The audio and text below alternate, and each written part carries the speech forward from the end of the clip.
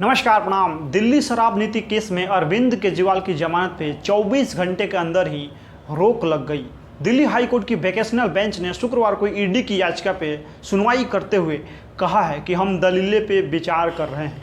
सोमवार मंगलवार 24 या 25 जून को फैसला सुनाया जाएगा।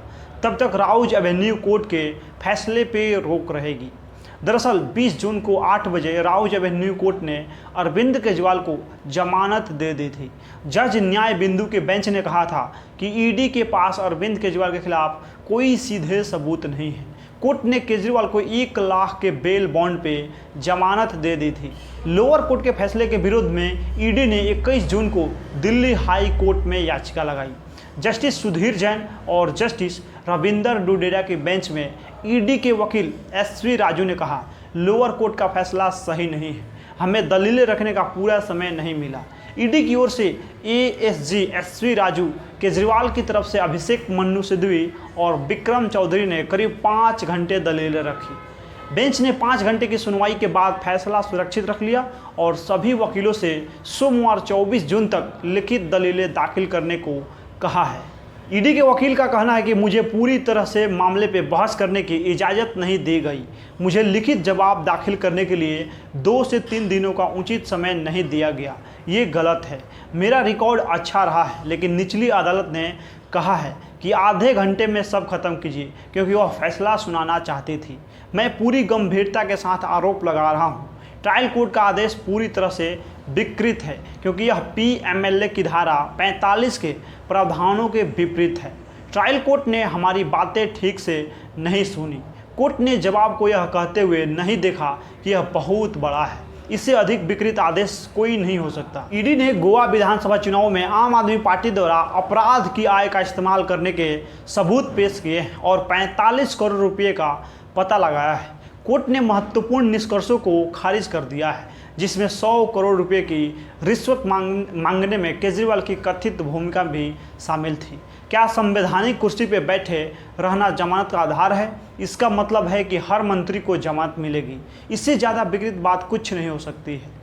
आदेश पारित होने के बाद हमने ऊपरी अदालत का रुख करने के लिए निचली अदालत से 48 घंटे के लिए स्थगन का अनुरोध किया था, जिसे स्वीकार नहीं किया गया। अब केजरीवाल के वकील का क्या दलील था, आइए जानते हैं।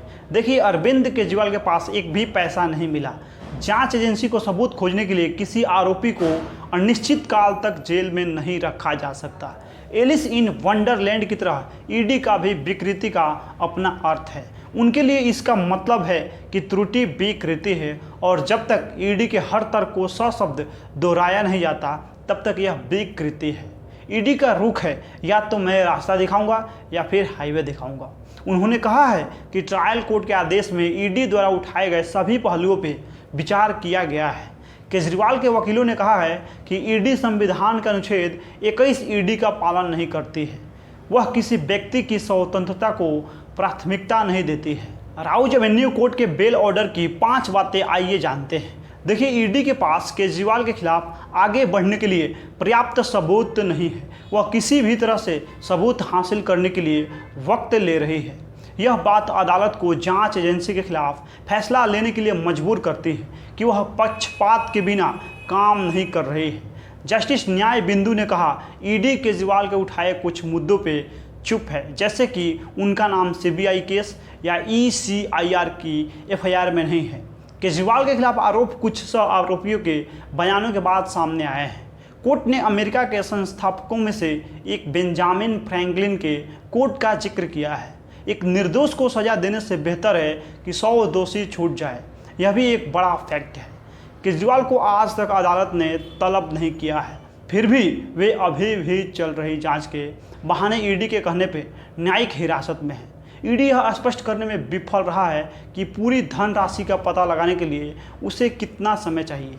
यह भी ध्यान देने वाली बात है कि ईडी इस बारे में चुप है कि अपराध आय का इस्तेमाल गोवा में आम आदमी पार्टी ने विधानसभा चुनाव में कैसे किया है, जबकि लगभग 2 साल बाद भी इस पूरे अमाउंट का बड़ा हिस्सा पता लगाना बाकी है। इसकी भी संभावना है कि केजरीवाल के कुछ परिचित लोग किसी अपराध में शामिल हो या अपराध में शामिल किसी तीसरे व्यक्ति को जानते हो, लेकिन ईडी अपराध की आय के संबंध में उनके खिलाफ कोई जाहिर सबूत नहीं दे सकी है। लोअर कोर्ट ने केजरीवाल की जमानत के लिए 2 शर्तें लगाई। पहला, वे जांच में बाधा डालने या गवाहों को प्रभावित करने की कोशिश नहीं करेंगे, और दूसरा, जरूरत पड़ने पर अदालत में पेश होंगे और जांच में सहयोग करेंगे। ईडी के additional solicitor general ASG SV Raju ने कहा कि ईडी ने हवा में जांच नहीं की है। केजरीवाल के खिलाफ पुख्ता सबूत है, उन्हें बेल नहीं मिलनी चाहिए। केजरीवाल के वकील विक्रम चौधरी ने दलील दी थी कि केजरीवाल के खिलाफ पूरा केस सिर्फ कल्पना पर आधारित है। एएसजी एसवी राजू ने कोर्ट से रिक्वेस्ट की थी कि एक्साइज पॉलिसी के सेक्शन 45 भूल जाए। बेल रिजेक्ट करने का मजबूत आधार है कि केजरीवाल ने अपने मोबाइल का पासवर्ड अब तक नहीं दिया है। हालांकि कोर्ट ने ईडी की दलीलें खारिज करते हुए केजरीवाल को जमानत दे दी। केजरीवाल ने 2 जून को सरेंडर के पहले एपी आम आदमी पार्टी कार्यकर्ताओं को संबोधित किया था। उन्होंने कहा था कि मैं देश बचाने के लिए जेल जा रहा हूं, मुझे नहीं पता कब वापस आऊंगा, वहां मेरे साथ क्या क्या होगा मुझे ये भी पता नहीं है। सुप्रीम कोर्ट ने मुझे चुनाव प्रचार के लिए 21 दिनों की जमानत दी थी। मैं इसके लिए सुप्रीम कोर्ट को धन्यवाद देना चाहता हूँ। आज मैं फिर से तिहाड़ जेल जा रहा हूँ। मैंने इन 21 दिनों में से 1 मिनट भी बर्बाद नहीं किया है। मैं फिर से जेल जा रहा हूँ क्योंकि मैंने तानाशाही के खिलाफ आवाज़ उठाई है। केजरीवाल 10 मई को 39 दिन बाद तिहाड़ जेल से बाहर आए थे। ईडी ने उन्हें 21 मार्च को गिरफ्तार किया था। इससे पहले जांच एजेंसी उन्हें 9 समन भेज चुकी थी। हालांकि केजरीवाल एक बार भी पूछताछ के लिए जांच एजेंसी के सामने पेश नहीं हुए थे। गिरफ्तारी के बाद शुरुआती 10 दिन केजरीवाल ईडी की हिरासत में थे। 1 अप्रैल को कोर्ट ने उन्हें न्यायिक हिरासत में तिहाड़ जेल भेज दिया था। 10 मई तक यानी 39 दिन उन्होंने तिहाड़ जेल में बिताए। 10 मई की शाम में वे बाहर आए थे। बाकी इस वीडियो में आप लोग अपना प्रतिक्रिया दे दीजिए। मिलते हैं अगला वीडियो में। बहुत बहुत धन्यवाद।